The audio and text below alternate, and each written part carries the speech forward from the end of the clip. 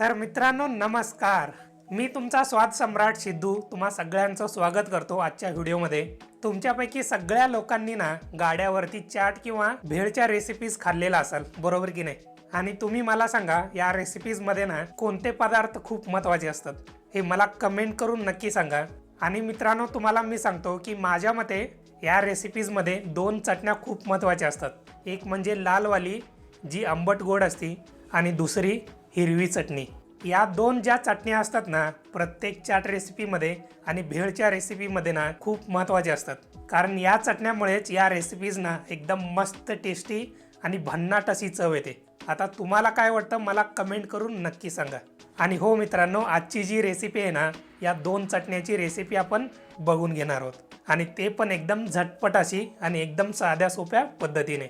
चला तर मग मित्रांनो, बोलण्यामध्ये जास्तीचा वेळ न घालवता या दोन चटपटीत चटण्याच्या रेसिपीज आपण पटकन बघून घेऊयात. आणि हो, त्याच्या आधी चॅनलला सबस्क्राईब करा, लाईक करा आणि कमेंट करायला विसरू नका. ज्या रेसिपीज तुम्हाला आवडतात आमच्या चॅनलवरच्या त्या इतरांच्या बरोबर शेअर करायला पण नक्की विसरू नका. चला पटकन आता रेसिपीला सुरुवात करूया.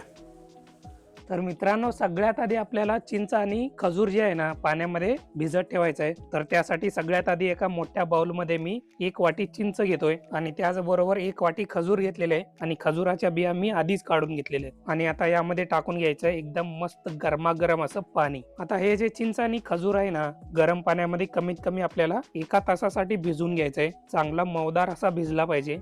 आता जोपर्यंत आपलं चिंच आणि खजूर भिजून रेडी होतंय ना तोपर्यंत आपण हिरवी चटणी तयार करून घेऊयात. त्यासाठी एका मिक्सरच्या जारमध्ये 1 वाटी कोथिंबीर टाकून घ्यायचंय. त्याचबरोबर 1 वाटी पुदिना टाकून घ्यायचंय. आता यामध्ये तिखटाच्या प्रमाणानुसार मिरच्या टाकून घ्यायच्या आहेत. हिरव्या मिरच्या मी 6-7 यामध्ये टाकून घेतोय. आता यामध्ये 2 चमचे फुटाण्याची डाळ, 1 चमचा जिरा, पाव चमचा काळी मिरी पावडर, 1 चमचा आमचूर पावडर, चिमूटभर काळं मीठ आणि 2 बर्फाचे तुकडे.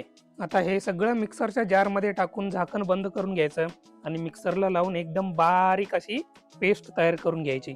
तर हे बघा मित्रांनो, अशा पद्धतीने एकदम बारीक अशी पेस्ट तयार करून घ्यायची. मगाशी आपण यामध्ये 2 चमचे फुटाण्याची डाळ टाकून घेतल्यामुळे ना एकदम घट्टसर असं झालेलं आहे. आणि यामध्ये जे पाणी सुटतं ना त्या पाण्याला चांगलं धरून ठेवलेलं आहे. त्यामुळे एकदम मस्त बनलेली चटणी आपली. आता मित्रांनो, तुम्ही इथं बघू शकताय मगाशी आपण 1 तासापूर्वी ना चिंच आणि खजूर जे आहे पाण्यामध्ये आपण भिजत ठेवला होता. आता एकदम चांगल्या प्रकारे भिजलेले आहे.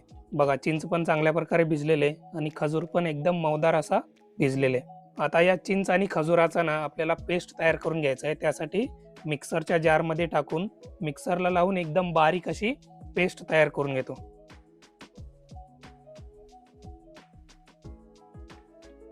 तर हे बघा मित्रांनो, अशा पद्धतीने एकदम बारीक अशी पेस्ट आपण तयार करून घेतलेली आहे. हे अशा पद्धतीने पेस्ट आपल्याला तयार करून घ्यायचं आहे. आणि आता गॅसवरती मी एक कढई ठेवलेली आहे. या कढईमध्ये केलेली पेस्ट जी आहे ना चांगल्या प्रकारे गाळून घ्यायची आहे. एखादी गाळणी घ्यायची चांगली, त्यामध्ये टाकून त्यामधला जो कचरा आहे ना तो सगळा बाहेर काढायचा आणि एकदम स्मूथ अशी जी पेस्ट असती ना ती कढईमध्ये काढून घ्यायची. हे बघा, अशा पद्धतीने चमच्याने हलवून घ्यायची. झालेली जी पेस्ट असती ना ती गाळणीमधून खाली पडते आणि कचरा जो असतो ना गाळणीमध्ये वरती राहतो. कचरा आपल्याला बाजूला काढून घ्यायचा आहे. आता मित्रांनो, आपल्याला यामध्ये टाकून घ्यायचं आहे 3 ते 4 वाटी गूळ. गूळ जो आहे ना चांगला किसून घेतलेला आहे की जेणेकरून त्या पेस्टमध्ये चांगला विरघळून जाईल. आता मित्रांनो, यामध्ये टाकून घ्यायचं आहे 1 चमचा लाल मिरचीची पावडर, 1 चमचा भाजून घेतलेल्या जिऱ्याचा पावडर, पाव चमचा सुंठ पावडर, पाव चमचा काळी मिरीचा पावडर, चवीनुसार साधं मीठ, चिमूटभर काळं मीठ आणि त्याचबरोबर यामध्ये 1 ते 2 वाटी पाणी टाकून घेतोय.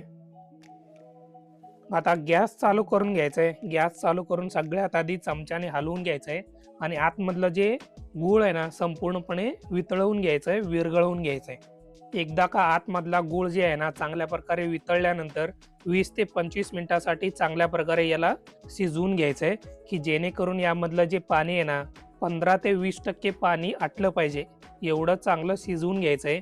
आणि त्याचबरोबर चटणी थोडीशी जी आहे ना घट्ट झाली पाहिजे तोपर्यंत चांगलं शिजवून घ्यायचं आहे. आता मित्रांनो, तुम्ही इथं बघत असाल की चटणी एकदम चांगल्या प्रकारे घट्ट झालेली आहे आणि त्यामधलं 15 ते 20% जे पाणी आहे ना ते पण चांगलं आटलेलं आहे. आणि अजून एक मित्रांनो, ही चटणी तुम्हाला आता सध्या खूप पातळ दिसत असेल, तर तसं काहीच नाही आहे. जेव्हा चटणी गरम असते ना, तेव्हा ती जास्त पातळ वाटते. पण ही चटणी जेव्हा थंड होते ना संपूर्णपणे, तेव्हा चांगली घट्ट होते. आणि आता मित्रांनो, आत्ताच्या स्टेजला तुम्ही ही चटणी जी आहे ना, टेस्ट करून बघू शकता. यामध्ये गुळाचं प्रमाण जर कमी असेल, तर तुम्ही आत्ता टाकून घेऊ शकता. या चटणीचा गोडवा आणि आंबटपणा जो असतो ना, तो 50-50% असायला पाहिजे. टेस्ट केल्यानंतर तुम्हाला समजून जाईल. जर आंबट जास्त असेल, तर तुम्ही यामध्ये आत्ता गूळ टाकून चांगल्या प्रकारे मिक्स करून घेऊ शकता.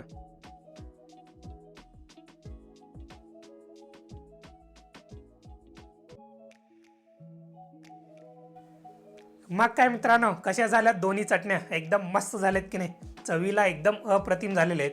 जी लालवाली म्हणजे आंबट गोड चटणी जी आहे ना, ती एकदम जबरदस्त झालेली आहे, एकदम जबरदस्त. आणि हिरवी पण एकदम जबरदस्त झालेली आहे, एकदम भन्नाट अशी झालेली आहे. आणि बनवायला पण एकदम साधी, सोपी आणि सरळ आहे. तुम्ही आता व्हिडिओमध्ये बघितलेलं असाल. तर मग मित्रांनो, तुम्ही पण तुमच्या घरी या चटण्याच्या रेसिपीज एकदा नक्की ट्राय करा आणि मला कमेंट करून सांगा तुमच्या रेसिपीज कशा झाल्या टेस्टला. आणि ही जी रेसिपी आहे ना, ती इतरांच्या बरोबर पण शेअर करा, म्हणजे ते पण एकदम मस्तपैकी चॅट रेसिपीज एन्जॉय करतील. बरोबर की नाही? नक्की करा. आणि हो, त्याच्या आधी चॅनलला सबस्क्राईब करा, लाईक करा आणि कमेंट करायला विसरू नका. ज्या रेसिपीज तुम्हाला आवडतात ना, त्या इतरांच्या बरोबर पण शेअर करा. चला तर आता भेटूया पुढच्या व्हिडिओमध्ये अशाच एका नवीन आणि चमचमीत चटपटीत रेसिपीसोबत. धन्यवाद.